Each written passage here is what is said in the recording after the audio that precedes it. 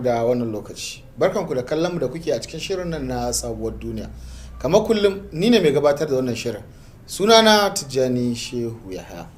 Kamar da kuka sani duk sati mukan kawo muku shiri ne wanda mai suna sabuwar duniya. Wannan shiri da kuke kallo mai suna sabuwar duniya shiri ne wanda yake muna zagaya kasashe, musamman yanzu da nake ina kasar Amurka, wanda za ku gani dauke da hira da nai da wasu Hausawa 'yan Afirka ko kuma wasu wanda suke jin Hausa amma 'yan Afirka, wanda na zauna da su muka tattauna akan yadda yanayin zaman rayuwarsu yake a wata ƙasar da ba tasu ba, musamman a wannan ƙasa da suke ta Amerika. To masu kallon mu a shirinmu na da ya gabata ko a shirye-shiryen da suka gabata na wannan shiri da nake gabatarwa, kun ji yadda na kawo muku hira da wasu mutane daban-daban a sassan Amerika. To kamar kullum wannan lokacin ma Allah ya yi zan yi tattaki ne zuwa wani gari da yake a cikin garin Amurka mai suna Harrisburg. Harrisburg ɗin nan kuma gari ne wanda yake a cikin jihar Pennsylvania a ƙasar Amurka. To ko da yake yanayi ya zo mana lokacin da na je garin nan, an samu yanayi na sanyi ƙanƙara, wanda gaskiya ni kaina na ɗanɗana kuɗata don na sha wahala, amma za ku ga wannan abubuwan a shiri na gaba, saboda shi ma wannan shiri mai zaman kansa wanda zan muku. To wannan sati muna tare da bako da ne wa tattaki saboda wasu matsaloli wanda ni naga sun gundare mu a nan gida Afirka, wanda ni dai da nake zuwa ƙasar nan na ga wannan matsalolin sun zama matsala, saboda ta kai da hadda mutanenmu ba sa iya samun biza zuwa ƙasar Amerika. To mun yi ta tunanin cewa ya ake wa'annan abubuwan suke faruwa. To shi wannan bako da ne tattaki zai ba mu amsar me dalila, saboda a ta harkar su ce aka samu wannan matsalolin. Ba tare da bata lokaci ba, zan ja akalar shirin domin ku ji yadda za mu tattauna da shi wannan bakon da muka yi ziyara. Masu kallo ba na cika ku da bayani ba, waka a bakin mai ita tafi daɗi. Za ku ji abin da shi wannan babban bakon namu zai gaya mana akan wannan 'yan abubuwan da na faɗa. Saboda haka a biyo mu a sha kallo. Masu kallo ku sha kallo lafiya. Sabuwar duniya, abin gani abin sha'awa, da ni da kai ne ma muke neman mu ne bai zamo guda ba. Duniya da girma, garuruwa da dama, ni na ƙasa ta ana. Sunana Muhammad Musa, ina na a birnin Harrisburg na Pennsylvania, kuma ina nan a matsayin shekara 10 a cikin ƙasar nan.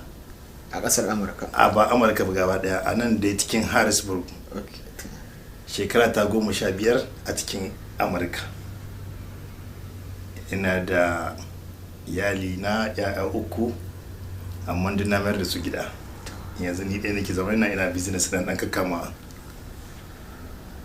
To ina yi aiki a cikin kamfani, ina aiki a cikin kamfani, kuma ina dan wannan business kin sanu na motoci.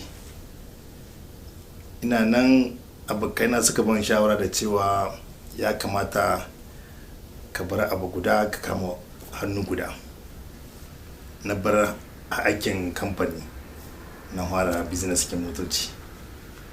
Muna sai mutane tun kala dai mutanen muna zakwaran ya dai kuma suka yi rashin visa, da 'yan Niger da 'yan Benin da 'yan Nigeria. To wa'ansu mahiwayen su ba su da visa. Yanzu dai kwata-kwata na can da ke mutanen Niger da 'yan Benin duk ba su da visa. To Malam Mamman Musa, barka da zuwa wannan fili na sabuwar duniya. To kamar yadda ka fara bayani akan kayi zama Amurka shekara 15, wanda kayi shekara 10 a nan a Harrisburg a Pennsylvania. To shekara 5 din a ina kai ta? A North Carolina muka fara zuwa. A Faransa suna cewa Caroline du Nord. Can na wanda ita ma jiha ce a nan Amurka. Jiha ce a cikin Amurka. Don yawan mutanen mutum suka fara sabka. Sannan ne da mutane suka dan ina tarihi ke kawo abin nan saboda wani ya kyanki samun da cewa nan ya da kwa business a nan cikin Harrisburg da kwa aiki kuma da kwa business muna kusan New York na awa 3 zuwa New York, awa 2 zuwa Washington, awa 1.5 zuwa Maryland. Shi yasa ya bani sha'awar in dawo ne ya ina dan business na motoci kuma ina dan to kamar yadda kai mun maganar business din motoci to ni na ga kamar yanzu an shiga wani hali da kasar Amurka da mutanen wanda suke zuwa harkar motoci a nan kasar Amurka. Ko za ka iya mana bayanin me ya faru tun da haka yi magana cewa mutane da yawa sun rasa visa ta zuwa nan kasar? Me dalilin wannan rashin visa da suka samu? To rashin visa wannan da mutane suka samu na warin da kai shigowa da kuɗi cash ga hannu. In suka zo airport ana tambayar su me kuka zo yi, su ce sayan motoci suka zo yi. Yau an ga mutum guda ya zo da 50,000 da warin $50,000 kamar zuwansa na farko. Na biyu ya dawo da 100,000 kuma bai yi wata biyu ba. Bai wata biyu da barin Amurka. To abin na ba su mamaki da ce mutumin nan menene ke ya je bai wata biyu ba kuma ya dawo kuma kuɗin da zo da su 50,000 kuma yanzu sun linka wajen 200,000 haka za su ganin da kwai mamaki. Kuma an su mahi yawa kuma cikin shekara sun yi zakwa wajen so 4 ko so 5 cikin shekara, kuma duka zakwa da za a yi ana ganin daga 200,000 kai ka zo da 200,000 gobe ka zo da 300,000 wancan kuma zakwa ka zo da 500,000 mai yawa na dala. Kuma abin na ba su mamaki kuɗi cash suke zakwa da shi dola. To haka duk wannan suna bincike suna ganin da cewa mutanen ina suka samu kuɗi. Sai a ga mutum ya zo da 50,000 kuma ka zo da ƙarshe ka zo da wajen 500,000 haka. Mai yawa na sani mu muke tarban bakin mun sani mai yawa an sako ne ma ake ba su. To amma Amurka ba za su iya gane da wannan sako ne wa an su kuɗin ake ba su ba don su kawo a sai musu motoci. Amma su suna ta bincike ne suna gani menene wannan mutumin ina mi yake sana'a mi yake shi na zakwa da wannan kuɗin. To kuma inda suke samun matsala amma sun bi mutum gida a Afirka sai su ga ba su da wani cikakken bayani a kansa. Suna kasan mutanen nan 'yan garin nan suna da kwankwanton da cewa ba su iya sarmin biyan mutum hakan nan sai dai sun sami idanu, kuma suna iya sa aika mutanen su 'yan sanda ciki su je haccan inda mutanen ke saidawa, inda suke sai da kayan su. Ba in suka tambaya ma hukumar da ke cikin garin ba a san su ba, a banki ba a san su ba, a wajen hukuma ma ba su san su ba, kuma canjin da ake yi na black market ne ake yi. Kamar dai canji ne wanda ba a yi da banki. A banki mutum ne kawai zai rungumi kuɗi ya taso ya taho da su. Ya sai da shigo kawai zan ba da example kan mutanen mu na gida. Kawai yanzu mutum ya je ya sai da motoci a Cotonou, sai Fati zai karba mutanen mu na Maradi, kuma sai su zo kuma su shiga Kano su yi canji. In suka yi canji dole kuma su sanyo abin su aljihu kuma su to da su, wanda kaga babu dai wani misali cewa an san daga inda wannan kuɗi ya fito. Babu shaida. Kai dai kawai an ga mutum da kuɗi yau, gobe an gan shi da kuɗi. To kuma wanda nan matsala ce a nan sosai kenan. Matsala ce ga Amurka. Abin da Amurka ba son su ga kana harkokinka ba tare banki ba. Matsala ce kuma su ga kai dumbulo kuɗi ka sano a cikin aljihun ka to da su. Su duk inda aka ce cash money ne a nan Amurka, ta matsala ce ga hukumar na kasai. Tun dai wannan abin da ya faru September 11. Ok, suke jin tsoron shigowa da kuɗi. Saboda komai nasu da yana kan tsari bisa san cewa a'a wannan kuɗi na wane ne, ga yadda ya samu su ko ga yadda suka shiga akan ɗinsa, ga sun biyo ta nan har suka zo nan. Wanda da yawa mutanen da suke zuwa gurinku ba su da irin wa'annan, ba su da experience ke wannan. To ku da kuke nan din me yasa ba ku ba su shawarwari na su san yadda za su yi? Yanzu an da ko sabon tsari da aka sanya cikin mun buɗe kamfanin mu na Niya, mun buɗe gwamnati ta san da zaman mu ne, mun buɗe kamfani. Kamar ma na manta ban tambaye ka sunan kamfanin ba. Sunan kamfanin mu Wadata.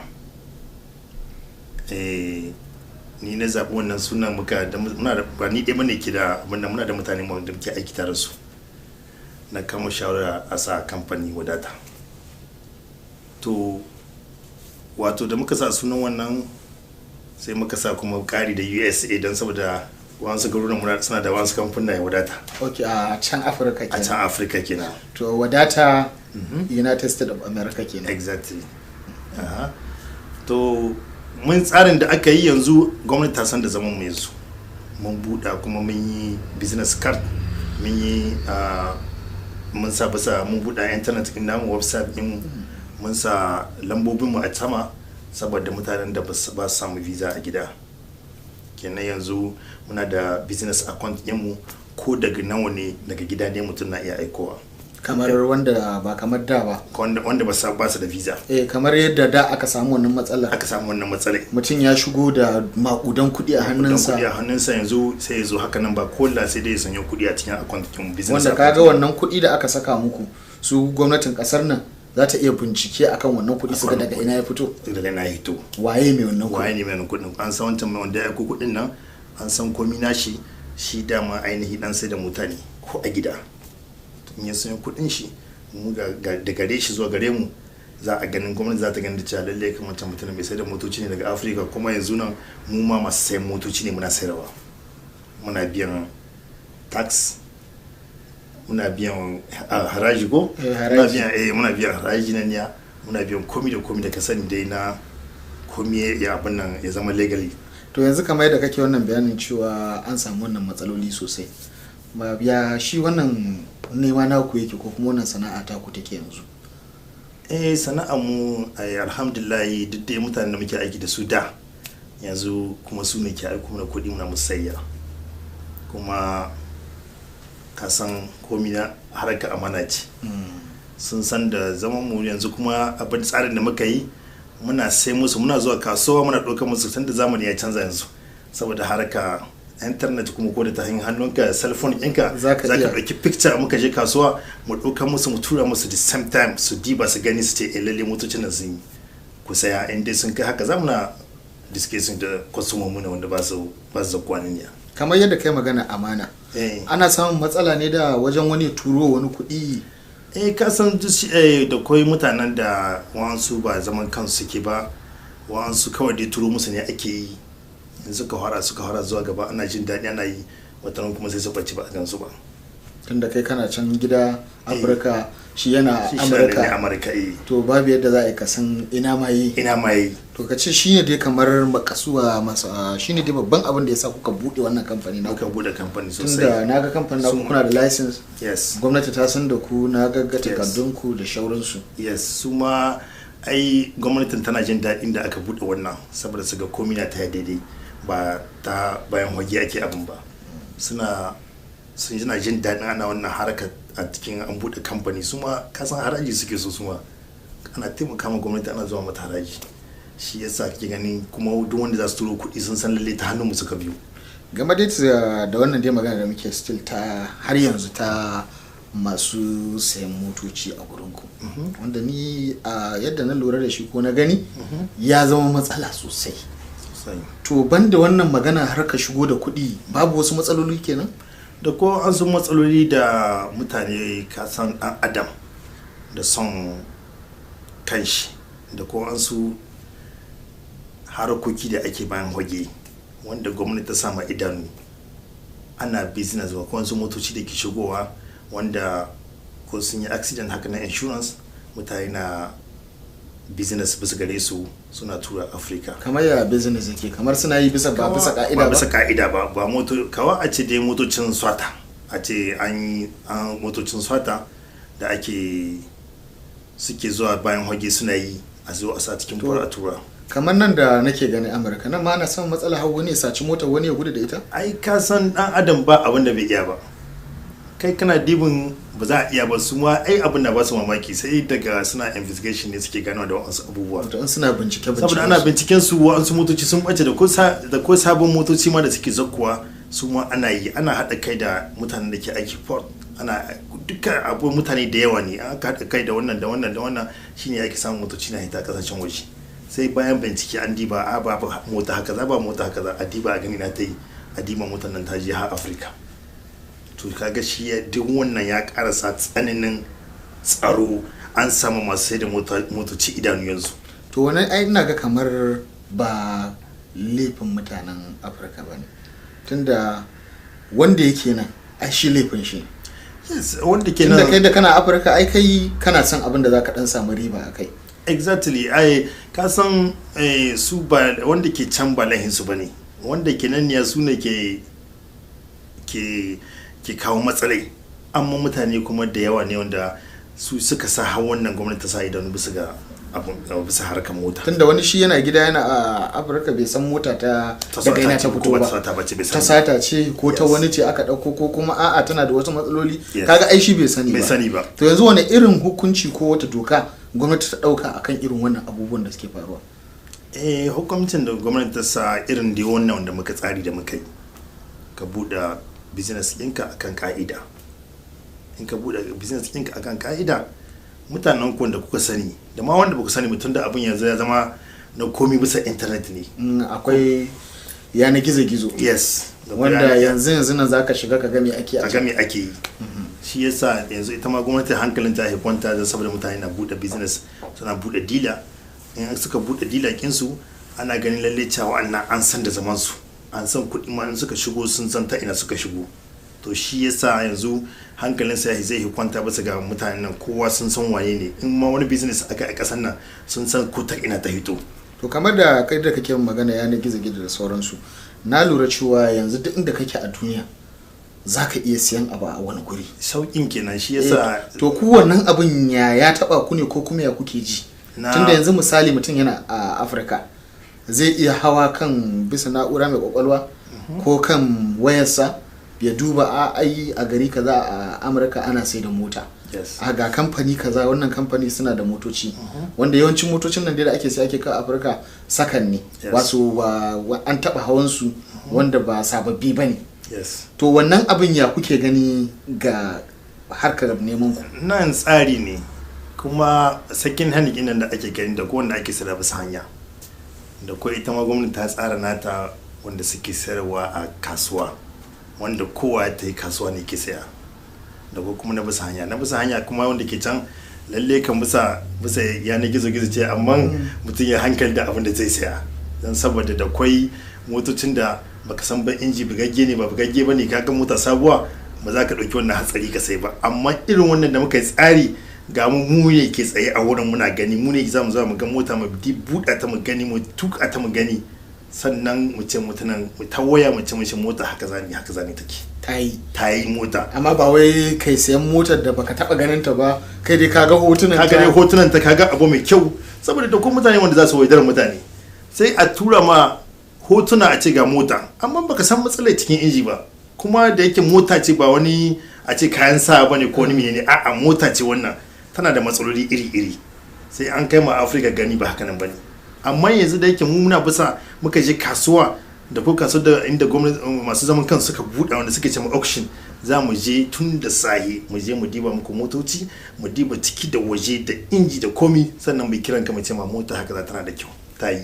Wanda kamar da yadda na lura ko kuma na ga kuna ɗanyi. Yes. Kamar in aka je gurin auction ɗin nan, wurin da ake kamar kada musu ƙararrawa ake. Kamar wurin kada ƙararrawa ne. Yes. Saboda duk abin da ka zo ka gani a gurin ba shi da farashi. Ba shi da farashi. In aka zo ne aka ajiye wannan zai ce na siya kaza. Ni ban siya, wannan ce to tunda ya siya kaza na siya kaza. Haka ne. Shine suke ce ma wantare ko? A wasu wantare da ake yi. Wato wantaren nan mota tana minti biyu kakin a saida ta, minti biyu take sa a saida ta.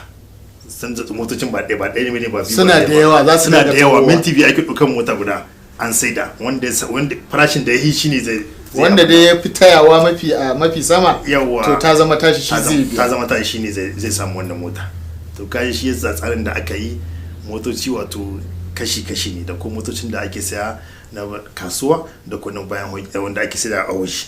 To kamar yadda kai maganar auction, wurin da ake kamar kada motoci ƙararrawa. Yes. To shi kuma a matsayin ku na baki, ya aka har kamfanin ku ya samu ya shiga wannan guri? Yes, dan saboda mun yi takardu na sayan motoci, muna da license na sayan motoci, shi yasa muke da izinin mu shiga cikin kasuwa inda ake sayar da motoci ko ina cikin Amurka muna iya muje musu motoci ba motoci ma kankana kamar na cikin kasuwa har manyan motoci muna iya muje musu duk dai abin da ya shafi mai tafiya yawa wanda dai za a tuka shi a tafi kwarai shi gwamnati ya yarda da shi su ma yan kasuwa masu manyan diloli masu sai da motocin sun yarda da mu tunda sun gani lalle kan ga license muna da shi kenan ko ina muka je muka ce mu ne haka za suna isa sai muna. To malamin Musa yadda dai muke ta tattauna akan wannan abubuwa da suke kusan yanzu sun zama matsaloli. Yes. Ka san komai za a duniya ko a rayuwa yana son amana kuma komai ake so yana son gaskiya kuma duk abu da zaka yi wanda ba a bisa tsari ba yana da matsala. Yes. To wani shawarwari zaka ba irin waɗannan mutanen da suke da irin wannan matsalolin? Yes. Wanda shawarin da zamu ba su wato tunda aka kawo ga tsari masu zama masu license mu da muke nan ne muna da license muna da komi wato shawaran da zamu ba wanda ke can gida suna iya su turo mu wanda suke da suke da license din su yi musu sayayya saboda komi a abin da yake a tsare yake ba wani abin da mutum ya turo kudin shi zai ga kudin shi wato bisa internet ana da ko mutane masu aiki a nan cikin office din muna sai da kasuwa muna cewa wani an sai mai mota shi na rage mai kudin shi na cewa to wani an tura ma VIN number ɗinka a tura ma in kan receipt ɗinka wanda aka sai mota receipt ɗin da aka sai mota za a tura ma the same time ka gan shi kuma ka ga motar da aka sai ma duka saboda dai komi nasara ya sauƙaƙe komi wato kuma babu wani duk wanda zai auko kudin shi ba wani tangarda sananni ne mu ga license din mu in ma daga ma gida yake shina iya ya kiran gwamnatin Amurka ce wa'annan mutanen na ba su kuɗi na tunda ana ganin private a cikin account na aika musu kuɗi haka za gashi suna iya su bi mu wajen hukuma bisa ga wannan abun wai akan ma wai an ce ba kuɗin shi ba suna to kuɗin shi ma ba za su bata ba. Masu kallon mu kun ji da hirar mu ta kaya da Mamman Musa wanda ya muku bayani shi mutumin ne wanda ya zo daga kasar Niger wanda a yanzu haka yana da sama da shekara 10 a kasar Amurka. To ko wannan shekarun da ya ishe shi ya san me ake ciki akan rayuwa a kasar Amurka kuma kun ji harkarsa wanda harkarsa ita ce harkar sai da motoci wanda wannan harkar sai da motoci a lokacin da na je kasar ta zama wata matsala ga mutanenmu da suke zaune a wannan kasar ko kuma ga baki da suke zuwa domin wannan harka a wannan kasar saboda wasu abubuwan da a cikin dai hirarsa da ya bayani kun ji ba sai na ƙara maimaita muku ba saboda ya faɗi abubuwa da yawa wanda muna gida ba mu san wannan abubuwan su suka jawo matsalolin da har suka hana mutane samun biza zuwa shiga ƙasar Amurka ba. To ita ƙasa dai tana da dokokinta kuma kowa ya taka dokar wani to lalle ko doka za ta hau kansa. To abin da suke ta faruwa kenan a wannan gari na Amurka shine har muke samun matsala ta shiga wannan kasar. To jama'a ba tare da bata lokaci ba ko wani abu in ƙara ga muku wani abu sai ku biyo mu a sati na gaba sai ku ji yadda hirar mu ta karke da Malam Mamman Musa wanda dila ne na sai da motoci yana kai motocin nan kasashe da yawa ba ma wai iyakacin Afirka ba suna tura a wasu kasashen daga Amerika wanda shine sana'arsu kuma kamfani gare shi mai zaman kansa wanda gwamnatin kasar ta san da kamfaninsa. Jama'a a nan zan dasa aya a cikin wannan shirin sai a biyo mu sati na gaba domin mu ga ci gaba da hiranmu da muka da Malam Mamman Musa. Jama'a assalamu alaikum.